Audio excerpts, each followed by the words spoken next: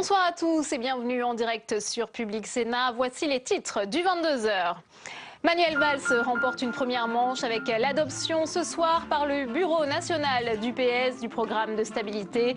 À la veille du vote à l'Assemblée nationale, le Premier ministre a dû faire quelques concessions pour adoucir les députés hostiles à ces coupes de 50 milliards d'euros dans les dépenses publiques. François Hollande au secours d'Alstom. Pour le président de la République, l'État a forcément son mot à dire dans ce dossier. Toute la journée, les prétendants au rachat de ce poids lourd de l'industrie française ont été reçus à l'Élysée. Et l'on apprend ce soir que Siemens devrait confirmer demain son offre de reprise partielle. À 4 semaines des élections européennes, premier rendez-vous télévisé ce soir pour les 6 prétendants à la présidence de la Commission. Qui pour succéder à José Manuel Barroso? On posera la question à notre invité ce soir, Nicolas Dupont-Aignan, président de Debout la République. Il a lancé aujourd'hui ses caravanes pour réveiller les Français sur l'Europe. Pressé par sa majorité, dont une partie pourrait s'abstenir demain, Manuel Valls lâche du lest sur le plan de rigueur. Dans une lettre adressée aux députés, le Premier ministre promet de ne pas toucher aux petites retraites ni aux fonctionnaires les moins rémunérés. Le détail de ses ultimes concessions aux parlementaires récalcitrants avec Paul Bouffard. Il aura retenu la leçon, ne pas froisser sa majorité. Manuel Valls revoit sa communication avant un vote périlleux.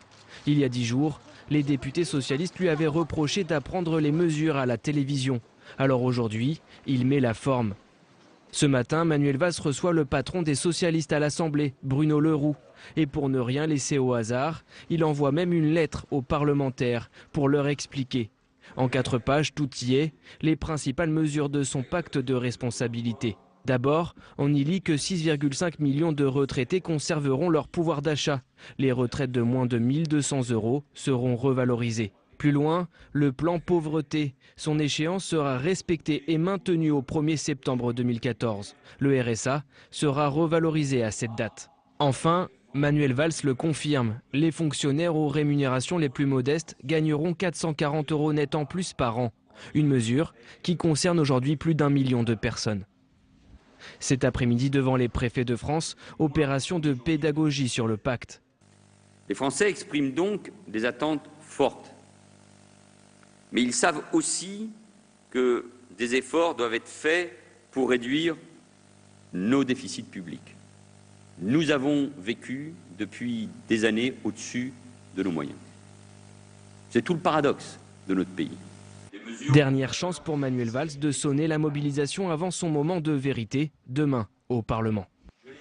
Alors ces annonces vont-elles convaincre la majorité qui doit ratifier la mise en œuvre de ce pacte demain par un vote à l'Assemblée? Le Bureau national du Parti socialiste réuni ce soir s'est prononcé en faveur de ce pacte, mais il y a eu 15 votes contre et une abstention. Mounir Soussi.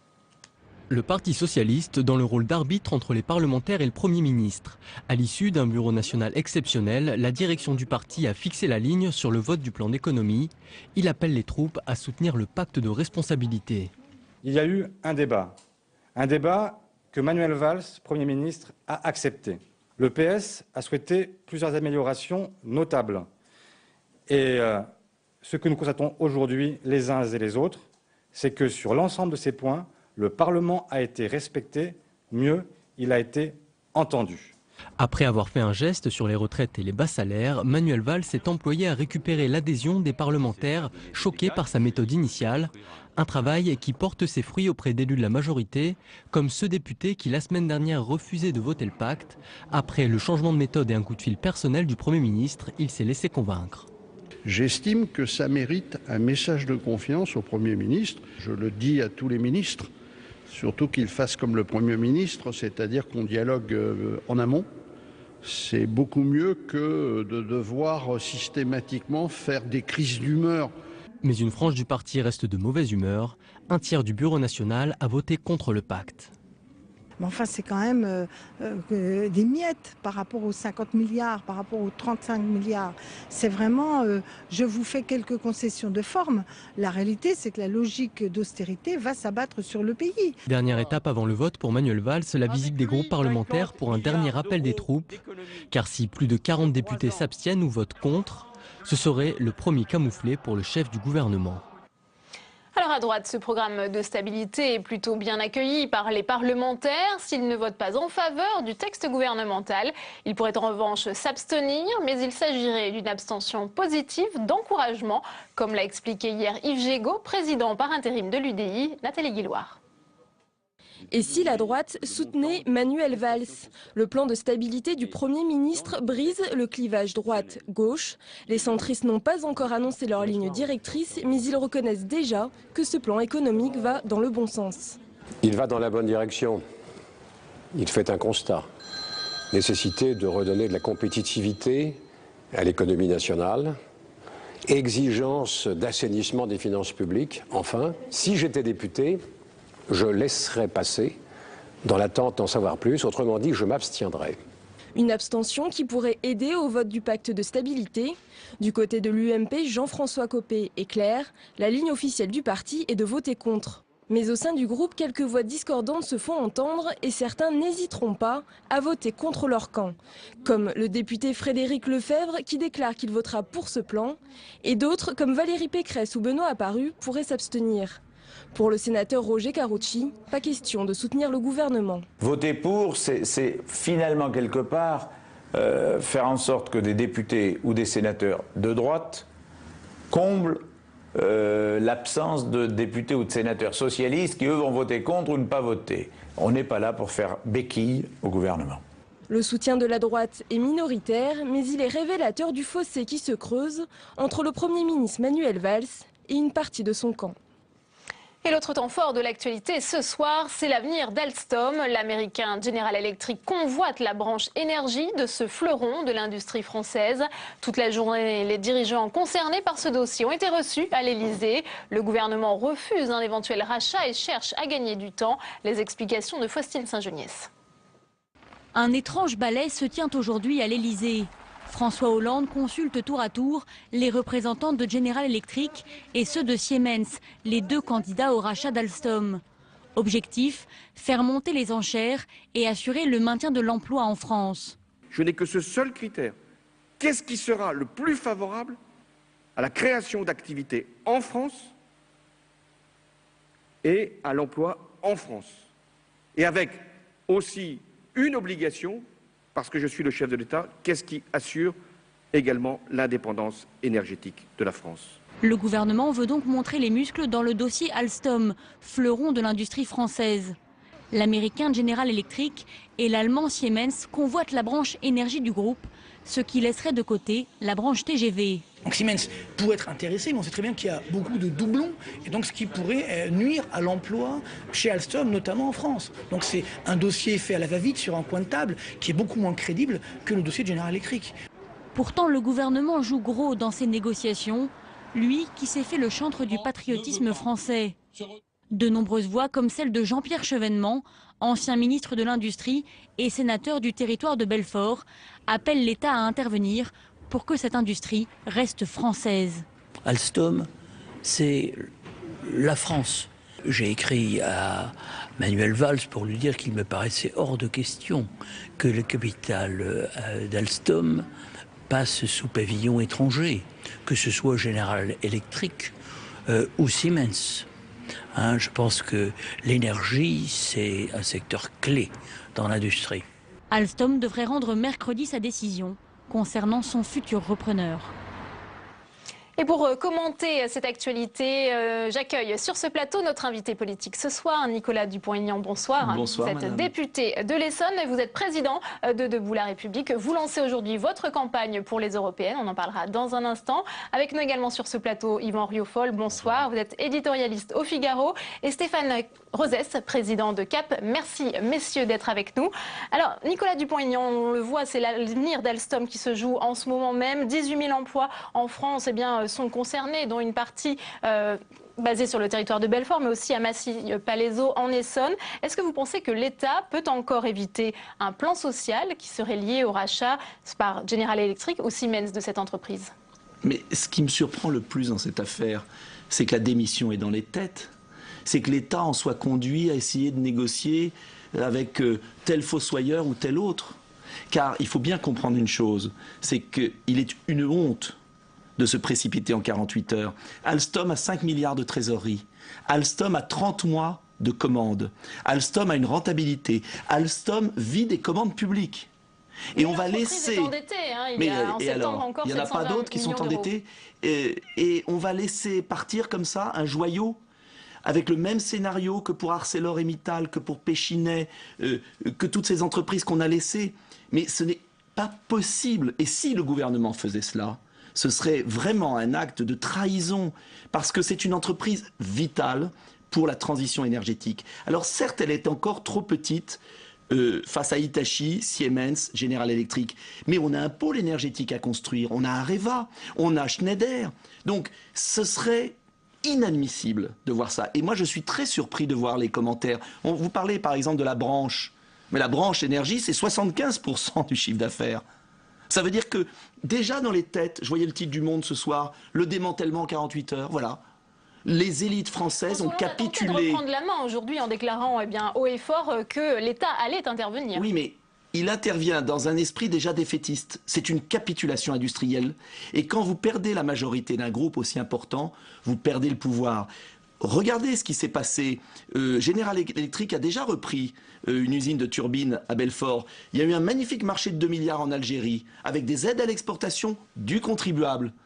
Les Américains, ils n'ont pas fait venir les turbines de Belfort, mais des États-Unis. Parce que dans la guerre économique mondiale, les Japonais jouent japonais, les Allemands jouent allemands, les Américains jouent américains. Et nous, on est les dindons de la farce. Donc c'est un problème culturel, c'est un problème français, de démission des élites. Yvan Rioufol, est-ce que vous pensez que François Hollande va échouer là où Nicolas Sarkozy était apparu en sauveur en 2004, alors qu'il n'était pas encore président de la République, il n'était que ministre des Finances. Il avait signé un chèque de 720 millions d'euros pour empêcher la faillite d'Alstom. Je crains que l'on assiste là à une comédie du pouvoir. On essaye de feindre de nous faire croire que l'État stratège a encore un sens. On feint de nous faire croire que l'Europe des projets d'Airbus, de l'énergie, tels qu'on nous le vend depuis maintenant quelques heures, aurait encore un sens. Mais là, je ne suis pas d'accord avec vous, monsieur, c'est que je pense qu'il faut malheureusement se confronter s'habituer à se confronter aux dures réalités et aux dures vérités des faits. La vérité des faits, c'est que la France, par négligence, c'est à laisser se désindustrialiser ces créations de richesses depuis très longtemps. Et Alstom en est aujourd'hui l'exemple, c'est-à-dire qu'Alstom est certes une entreprise encore florissante, mais Alstom n'a pas les moyens, financiers, sinon elle n'irait pas en chercher les moyens financiers aux États-Unis ou en Allemagne, elle n'a pas les moyens financiers de perdurer. Elle a donc une stratégie que je reconnais, dont je reconnais l'expertise auprès de ses dirigeants, et je mets en doute l'expertise de l'État français lui-même de donner des leçons de gestion. Si l'État français était gestionnaire, cela se saurait. L'État français, aujourd'hui, doit réduire ses prérogatives, doit réduire ses périmètres d'intervention, et singulièrement dans ces genres d'affaires. Je comprends bien, naturellement, vos inquiétudes, et je comprends quand le président de la République exige que la préservation des emplois se fasse sur le territoire français, mais vous ne pouvez pas éviter aujourd'hui que des entreprises puissent s'allier avec des Américains notamment. Nicolas Dupont-Aignan, rapidement, il ne s'agit pas d'alliance, il s'agit de perte totale. C'est curieux, tous les pays du monde ont des stratégies industrielles fondées sur l'État et les grandes entreprises. Il ne s'agit pas de tout nationaliser. Mais quand la Corée du Sud a une alliance avec ses plus belles entreprises, quand le Japon défend ses entreprises, quand Obama demande à General Electric, après la crise de 2009, de rapatrier les emplois de France vers les États-Unis, ils font quoi ? Ils font ce que vous dénoncez. Il faut arrêter que la France n'ait pas de complexe. Certes, il doit y avoir une politique de création d'emplois, de baisse des charges sur les PME, d'investissement. Mais quand on a un joyau industriel, on ne le laisse pas partir. Car ce qui sera perdu en savoir-faire et en brevet, ça sera définitif. Alors en 2004, Nicolas Sarkozy aurait pu Alstom fuit un pays qui aujourd'hui ne reconnaît plus, n'a jamais vraiment reconnu ce qu'est le libéralisme. On va poser la question à Stéphane Rosès, ces notions d'État stratège, de patriotisme économique, est-ce que ça a encore un sens aujourd'hui à l'heure de la mondialisation ? Écoutez, oui, en tout cas ça a un sens pour toutes les grandes puissances, et moi je ne me prononce pas sur le fond, je ne suis pas un spécialisé politique industrielle, mais par contre pour les Français ça a tout à fait un sens, parce que c'est quelque chose qui remonte loin dans notre histoire, et ce qui est tout à fait frappant me semble-t-il pour les Français, c'est, Monsieur Dupont-Aignan l'a un peu dit, c'est l'idée dans la dernière période, de droite comme de gauche, que l'État ne soit pas en mesure de dessiner une stratégie, ou que la France n'ait pas le sentiment d'être et ses leaders, d'être en capacité de dire voilà ce que l'on souhaiterait pour le pays dans les années qui viennent. Que l'Europe, qui régresse toutes ces dernières années, n'ait pas une gouvernance et des politiques adaptées au génie européen.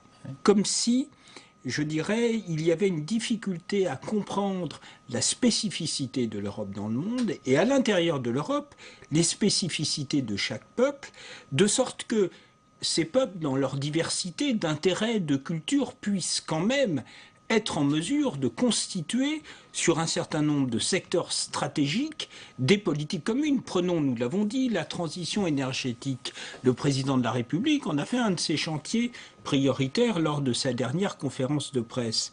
Qu'est-ce que ça veut dire au plan national? Qu'est-ce que ça veut dire au plan européen? Les Français ont le sentiment qu'au plan européen, et malheureusement toutes ces dernières années, au-delà de la droite et de la gauche, il y a une politique à la petite semaine. Il n'y a pas de réflexion stratégique. Il n'y a pas d'anticipation. Absence de réflexion stratégique, mais pourtant, demain, ça m'amène à vous faire agir un autre thème. Nicolas Dupont-Aignan, vous êtes appelé, comme les autres députés, à voter sur le pacte de responsabilité, sur le programme de stabilité présenté par le gouvernement. On sait que Manuel Valls a envoyé une lettre à tous les députés, même de l'opposition. Est-ce que vous avez reçu sa lettre et quelle est votre position? Alors, quelle va être votre position demain à l'Assemblée? Je voterai contre ce pacte parce qu'on va faire souffrir les Français, les classes moyennes, les retraites. Pour la première fois, elles vont baisser et il n'y aura pas de résultat. Parce que ce qui compte, c'est bien sûr de faire des économies. Il en faut des économies et il y a de la marge. Mais il faut les faire sans casser le regain de croissance qui arrive. Et il faut les faire en relançant le moteur économique. Et le moteur économique, il ne s'en occupe pas. La baisse des charges qu'on nous promet, c'est 3%. En un an, l'euro a augmenté de 3% par rapport à toutes les monnaies. En quelques années, de 30%. Ça veut dire qu'on va rendre 3% de compétitivité sur le commerce avec le reste du monde, alors que l'euro bat tous les records de hausse et que tous les pays dévaluent leur monnaie. Ça va être perdu. Et en fait, ce que je reproche au gouvernement, c'est finalement qu'il n'est pas là aussi de stratégie à long terme. Il est exactement de faire en petit, ce qu'a fait la Grèce, l'Espagne, le Portugal. Moi, je regarde les pays qui marchent. Pareil, je regarde l'Angleterre. L'Angleterre a fait des coupes sombres, parfois difficiles. Mais au même moment, il a baissé stratégiquement la valeur de la monnaie de 20%. Il a relocalisé des emplois. Il a baissé les charges. Et aujourd'hui, 7% de taux de chômage. Je ne dis pas que le modèle anglais est parfait. Je dis que tous les pays du monde ont une stratégie de guerre économique. Nous, on va faire souffrir les Français et on n'aura pas de résultat. Plus de déficit et plus de dettes. C'est catastrophique, surtout qu'on a le retour d'expérience. Donc on devrait quand même essayer de comprendre pourquoi il y a des pays où ça marche et pourquoi chez nous ça ne marche pas. Alors Nicolas Dupont-Aignan, on va parler avec vous de la campagne pour les européennes, puisque vous lancez aujourd'hui votre promouvement. Ce soir avait lieu le premier débat entre les 6 candidats à la présidence de la Commission. Parmi les prétendants, le conservateur Jean-Claude Juncker ou encore le socialiste Martin Schulz ou encore la Benjamine, l'écologiste Ska Keller, qui pourrait créer la surprise. Alors tous se retrouver ce soir à l'université de Maastricht aux Pays-Bas, à moins de 4 semaines des élections européennes. Quentin Calmy. Depuis plusieurs semaines, ils s'affichent aux côtés des candidats pour le Parlement européen, mais eux visent la Commission. 4 hommes, un duo, moyenne d'âge 51 ans. À droite, Jean-Claude Juncker, candidat pour le Parti populaire européen et ancien Premier ministre luxembourgeois. Il est connu pour avoir dirigé l'Eurogroupe pendant presque 10 ans. Candidat de l'expérience du PPE, il aime rappeler qu'il a participé à sauver l'Europe au plus fort de la crise financière.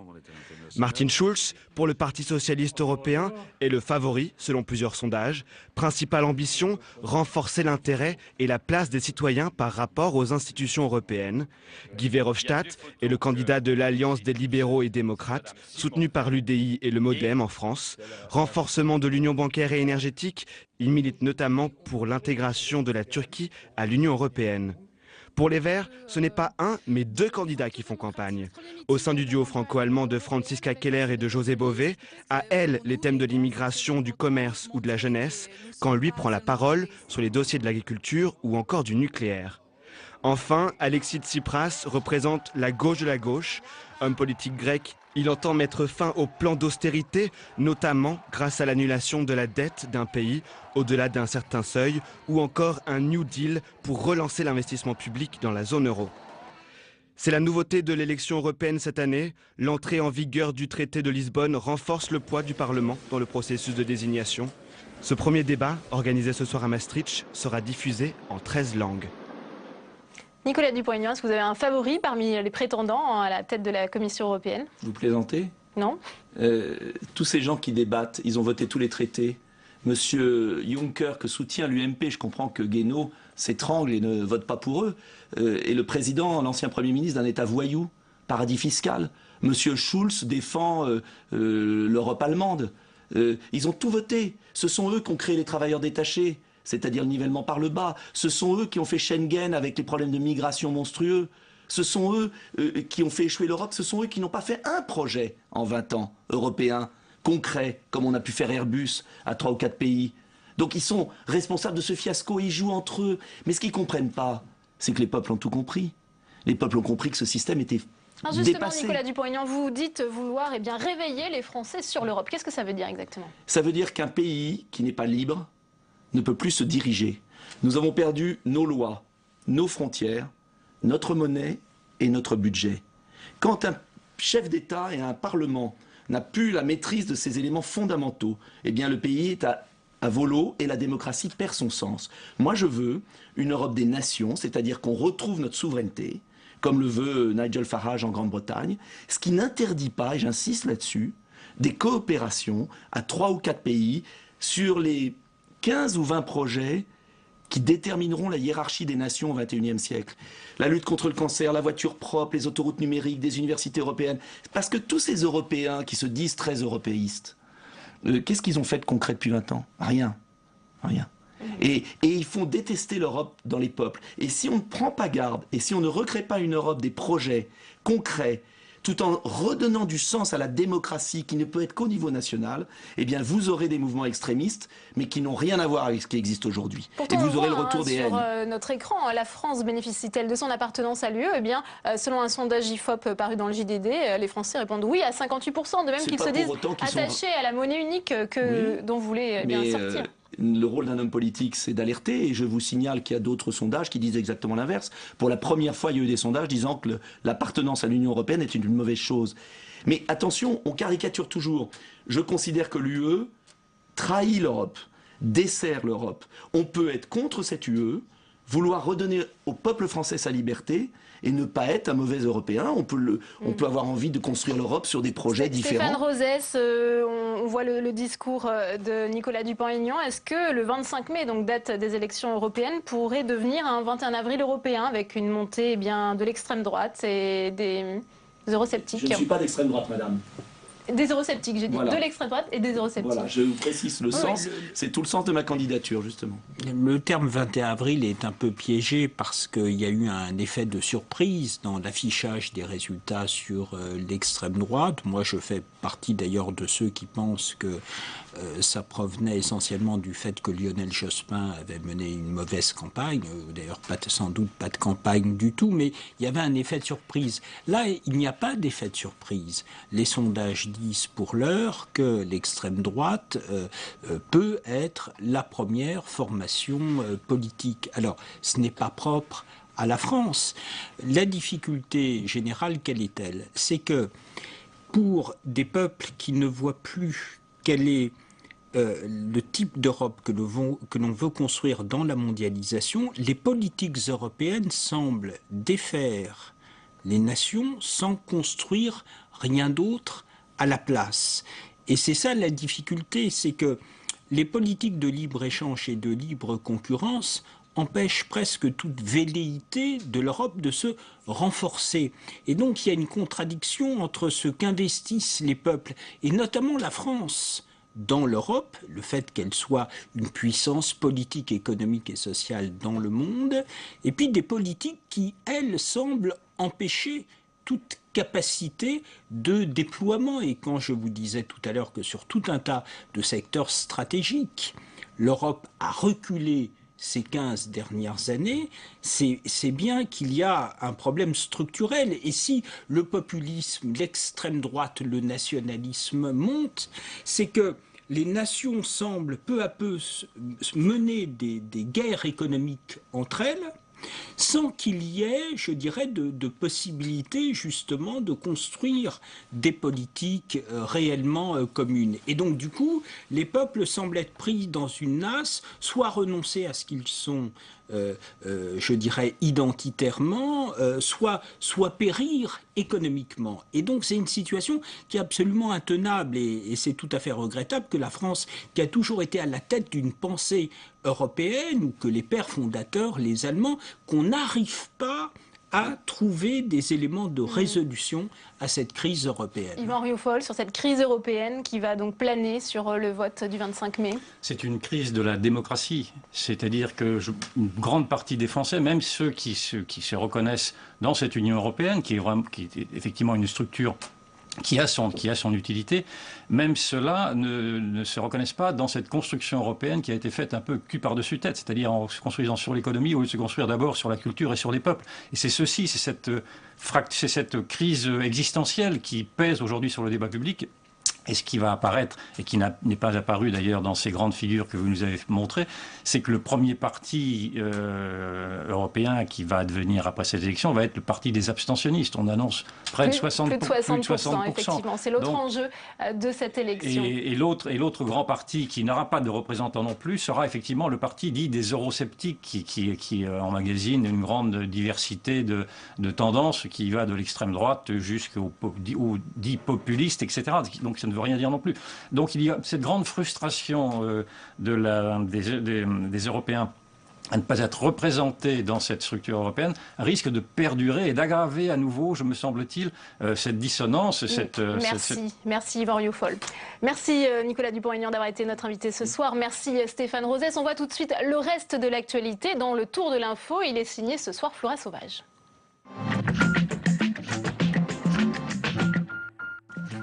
Jusque-là, Washington et Bruxelles avaient maintenu un front commun face au Kremlin. Désormais, leurs positions divergent, alors que les tensions sont de plus en plus marquées dans l'est de l'Ukraine. Sur le terrain de la diplomatie, les Européens sont divisés. Une réunion s'est tenue à Bruxelles aujourd'hui avec les diplomates des 28 pays membres sur la question des sanctions contre Moscou. Ce dont il s'agit aujourd'hui, c'est une liste, effectivement, de mesures de gel d'avoirs et effectivement d'interdiction de voyage pour une liste d'individus déterminés.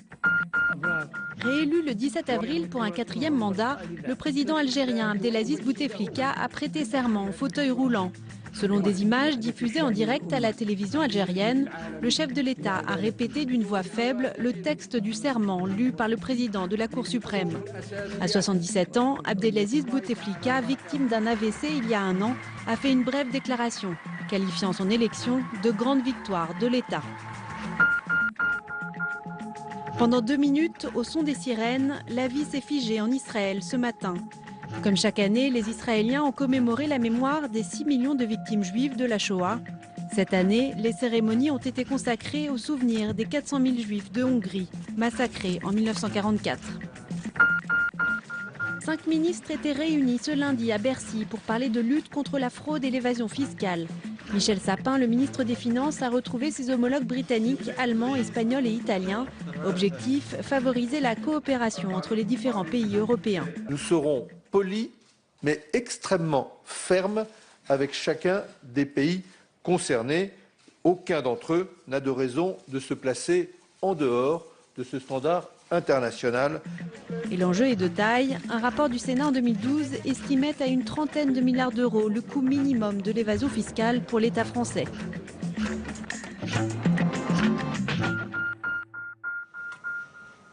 C'est la fin de cette édition. Merci à vous de l'avoir suivi. Tout de suite, votre soirée documentaire consacrée aux prisonniers les plus âgés de France. Ils parlent pour la première fois à visage découvert. Très bonne soirée à tous.